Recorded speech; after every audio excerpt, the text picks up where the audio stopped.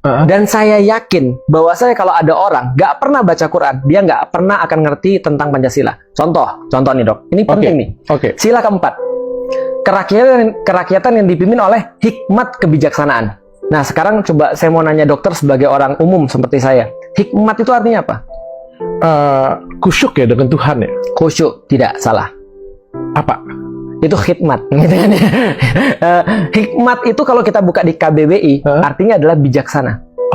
Ada dua pelajaran yang saya paling benci, yang sekarang saya paling perhatian, bahasa, sejarah. Hikmat itu artinya adalah kebijaksanaan. Di dalam KBBI sendiri, jadi kalau kita ketik KBBI, Kamus Besar Bahasa Indonesia, maka hikmat artinya kebijaksanaan. Kita jadi bingung dong, masa pendiri negara kita redundant?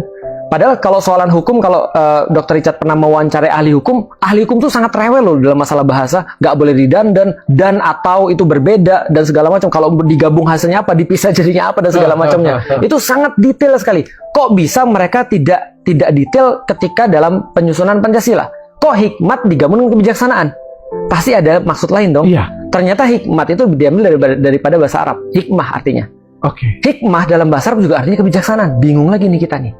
Tapi ada rahasia yang saya nggak bisa cerita di sini karena panjang. Nanti saya cerita kapan-kapan aja. Bahwa hikmah di dalam bahasa Arab artinya adalah penguasa.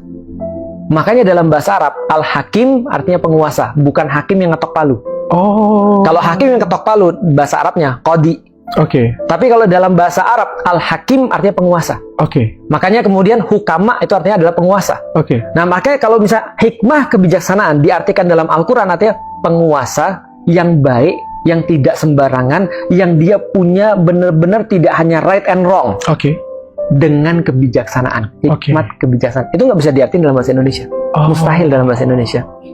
Makanya bahasa Indonesia tuh nggak mungkin bahasa Indonesia tidak mungkin diartikan kecuali dengan bahasa Arab. Karena berapa? 40-60% ya bahasa Indonesia bahasa Arab. Dan bahasa Arab itu bukan hanya bahasa Arab ternyata dikasih kunci di dalam Al-Quran. Karena hikmah itu nggak mungkin bisa diartikan kalau orang nggak baca Al-Quran. Dan lu kenapa dibilang ini anti Pancasila gitu? Itu dia, saya juga bingung gitu kan. Bahkan saya bilang, ayo kita diskusi siapa ketua BPIP gitu kan ya. Ayo kita diskusi gitu. Gara-gara lu ngomong kayak gitu. Enggak sih, gitu. Mungkin karena sesuatu yang lain.